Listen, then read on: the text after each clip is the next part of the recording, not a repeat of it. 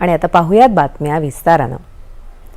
लोकसभेत विरोधकांच्या गदारोळातच पेपर फुटी प्रकरणी कठोर शिक्षेची तरतूद असलेलं सार्वजनिक परीक्षा अयोग्य मार्गांचा प्रतिबंध सुधारणा विधेयक 2026 विधेयक आवाजी मतदानानं मंजूर करण्यात आलं। विद्यार्थ्यांचं भविष्य सुरक्षित राखत परीक्षा प्रणालीमधील पारदर्शकता, निष्पक्षता आणि सचोटी बळकट करणं हा या कायद्याचा उद्देश आहे। गेल्या काही वर्षात पेपर फुटीच्या घटना आणि सार्वजनिक परीक्षांशी संबंधित संघटित गैरप्रकारांच्या पार्श्वभूमीवर विद्यमान कायदेशीर व्यवस्था अधिक सक्षम करण्याचा तसंच अशा गुन्ह्यांबाबत अधिक जबाबदारी निश्चित करणं, त्याविरुद्ध प्रतिबंधात्मक उपाययोजना बळकट करणं आणि सार्वजनिक परीक्षांचं पावित्र्य आणि विश्वासार्हता अबाधित राखणं हा या विधेयकाचा उद्देश आहे।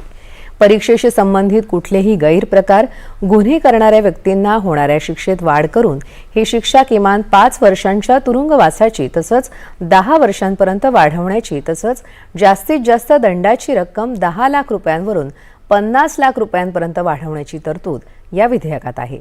गुन्ह्यांमध्ये सहभागी आढळणाऱ्या सेवा प्रदात्यांसाठी कमाल दंडाची रक्कम 1 कोटींवरून 5 कोटी रुपयांपर्यंत वाढवण्याची तसंच कोणतीही सार्वजनिक परीक्षा घेण्यास अपात्र ठरवण्याचा कालावधी 4 वर्षांवरून 8 वर्षांपर्यंत वाढवण्याची तरतूदही या विधेयकात करण्यात आली आहे। याशिवाय सेवा प्रदात्यांच्या व्यवस्थापकीय पदाधिकाऱ्यांसाठी शिक्षेची तरतूद अधिक कठोर करून त्यांना किमान 5 वर्ष ते कमाल 10 वर्षांपर्यंत कारावास आणि कमाल दंड 1 कोटींवरून 5 कोटी रुपयांपर्यंत वाढवण्याची तरतूद यात करण्यात आली आहे। संघटित स्वरूपातील परीक्षा संबंधित गुन्ह्यांवर अधिक प्रभावीपणे चाप लावण्यासाठी सुधारणा विधेयकात किमान तुरुंगवासाची शिक्षा 5 वर्षांवरून 7 वर्ष करण्याची, ती कमाल 10 वर्षांपर्यंत वाढवण्याची तसंच कमाल दंड 1 कोटींवरून 10 कोटी रुपयांपर्यंत वाढवण्याची तरतूद या विधेयकात आहे। या विधेयकात केंद्र सरकारला या कायद्यांतर्गत होणाऱ्या गुन्ह्यांचा तपास हा स्थापन केलेल्या विशेष कृती दलाकडे सोपवण्याचे अधिकार देण्यात आले आहेत।